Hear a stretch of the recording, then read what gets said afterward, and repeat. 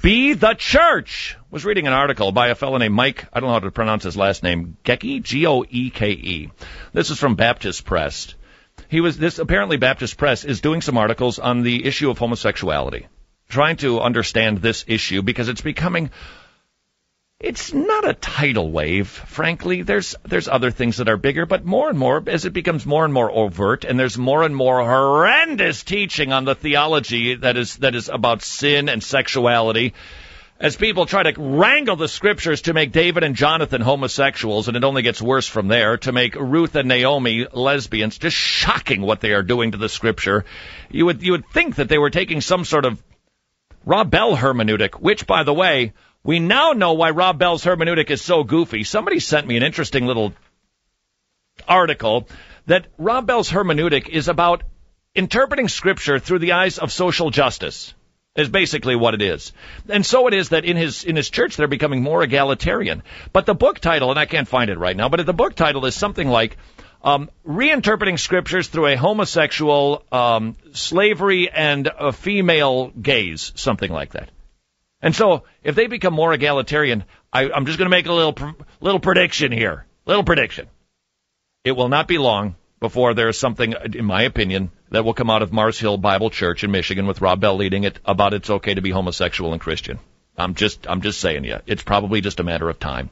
But this fellow, Mike Goeke, who was writing in the Baptist Press, said that a lot of pastors will ask him, how do we get prepared for these people? Are you ready for this answer? How do you get prepared for when homosexuals come attending your church and they're struggling with same-sex attractions? You know what his profound answer was? Is it some new course or some new seminary track that we need to take? You know what his answer is? Be the church! Tell truth! Have community! Encourage people to serve! Practice discipline! Be the church! And guess what? That's always the answer. And this is Way of the Master Radio.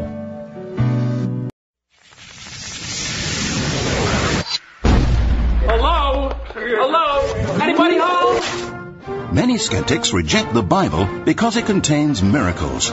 But remember, if God created the universe out of nothing, it's not difficult for him to part a sea or turn water into wine.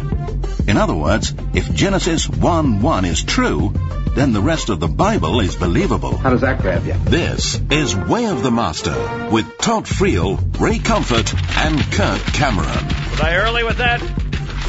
That amazing sound effect? This is Way of the Master Radio. Found it right here. Are Look you at this. fanning or what? Look at this. See, Tony, I think I've discovered what the problem was with this particular program called Way of the Master Radio. All the stuff that we got flying all over the place. Yeah? We've got too much stuff here. I think less time in prep is what's required. That's my guess. Boy, and howdy.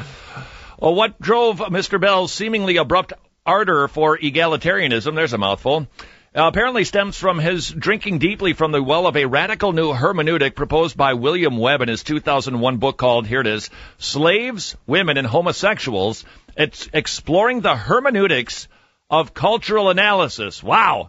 I've heard of some different hermeneutical approaches, but this one is a lulu. In the book, Webb proposed a new method of interpretation he calls a, quote, redemptive movement hermeneutic. He argues that passages on women in ministry should be read transculturally in such a fashion that overturns traditional beliefs about gender roles in ministry. The upshot of the new hermeneutic for Bell is that giftedness, not gender, determines one's fitness to hold a church office. Once again, that's why with the title of the book being Slaves, Women, and Homosexuals, I'm just making a prediction. It won't be long before the theology from Mars Hill about homosexuality changes. What was it? Redemptive movement hermeneutic. Which is radically different than the grammatical historical, the traditional way of doing it, which is presented on Herman Who, a DVD available at wayofthemasterradio.com, which will help you keep it straight and not fall under the wiles of a bad interpreter with some goofy new hermeneutic.